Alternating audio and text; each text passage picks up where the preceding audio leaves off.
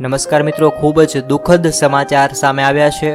ભગવાન કિરણસિંહની દિવ્ય આત્માને શાંતિ આપે તેવી સૌ લોકો પ્રાર્થના કરીશું। જરૂરથી કોમેન્ટની અંદર ઓમ શાંતિ પાઠવજો મિત્રો। ભગવાન તેમની દિવ્ય આત્માને શાંતિ આપે।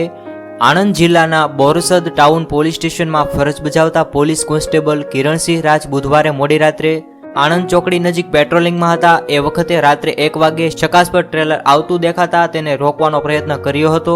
જો કે ટ્રેલર ઊભું ન રહેતા તેમણે પોતાની પ્રાઇવેટ કારમાં તેનો પીછો પણ કર્યો હતો અને વહેરગામ નજીક આવેલા અશોક પાર્ક પાસે સર્વિસ રોડ પર ગાડી ઊભી રાખી હતી, પરંતુ ટ્રક ડ્રાઈવરે ગાડીને ટક્કર મારતા મરણતોડ ઈજાઓને કારણે આશરે 11 કલાક પછી બીજા દિવસે સવારે તેમનું મૃત્યુ થયું છે। ખૂબ જ દુઃખદાયક સમાચાર સામે આવ્યા છે।